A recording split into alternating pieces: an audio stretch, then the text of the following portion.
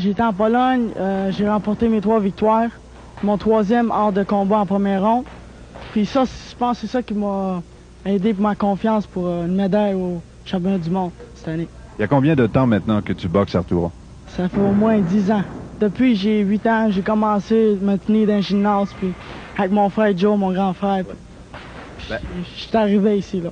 Avec une expérience comme celle-là, tu dois te sentir en confiance en vue du championnat au Pérou? Ouais, c'est pour ça que j'ai beaucoup de confiance, parce que la plupart, ils ont comme 5-6 ans. Puis là, moi, j'ai 10 ans en avant de moi.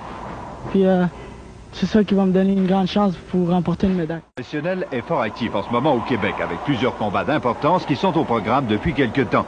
Le sport de la boxe qui connaît un regain de vie, donc, au Québec, et ça depuis l'an dernier maintenant. Du côté de la boxe amateur, on n'est quand même pas en reste présentement, loin de là, alors qu'on se prépare en vue du championnat du monde junior qui aura lieu au Pérou à partir de la semaine prochaine. C'est donc la relève mondiale qui va s'affronter pendant quelques jours, et parmi elles, quelques futures grandes vedettes. Pour nous en parler, Yvon Michel.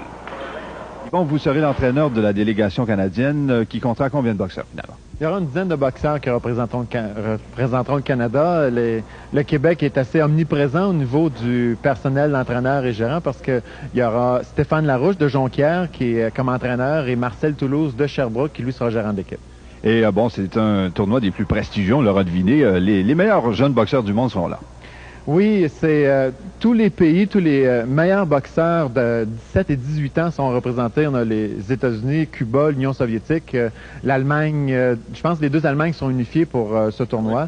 Donc, ce sera vraiment pour nos athlètes une évaluation incroyable, être capable de s'évaluer avec les jeunes, la jeunesse du monde, des gens de leur âge, pour ensuite anticiper une bonne carrière senior. Et les principaux espoirs du côté du Canada, qui sont-ils? On a, d'après moi, 4 ou 5 bons boxeurs. Auparavant, la dernière fois, on a terminé en 6e position. 6e sur une quarantaine d'équipes, c'est quand même assez impressionnant. Le Canada est une force reconnue. On a eu une médaille d'or la dernière fois et une médaille de bronze. Cette fois-ci, je pense bien qu'on va être capable de ramener 3, peut-être même 4 médailles. On a un boxeur qui est avec nous, Kirk Johnson, qui est de Halifax, qui est champion en titre. C'est lui qui était le champion mondial de Porto Rico de l'an dernier. On a aussi 2 boxeurs de Jonquière qui vont faire belle figure. On a Christian Gagnon, qui était là l'an passé et qui a été tout près de remporter une médaille de bronze. Il avait gagné ses 2 premiers combats, a perdu son 3e. On a Pierre Bouchard, qui va être aussi très compétitif. Arturo Gatti, c'est un autre boxeur du Québec. Les boxeurs du Québec, excepté Kirk Johnson, sont ceux qui, d'après moi, font meilleure figure. Et François Cabana de Sherbrooke, c'est un autre à pas de donner.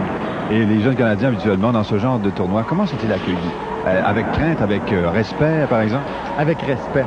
Il y a une dizaine d'années, boxer contre un Canadien, c'était comme, pour nous, boxer contre le Yukon, un championnat canadien, c'est-à-dire une équipe pas très préparée, puis avec un talent moyen. Mais présentement, quand on tire un Canadien, on n'est pas très heureux parce qu'on sait qu'on va se battre contre quelqu'un qui est préparé, quelqu'un qui est talentueux, donc ce ne sera pas un combat facile. Nous avons rencontré 2 jeunes membres de l'équipe canadienne. Question d'en connaître un peu plus long sur leur préparation.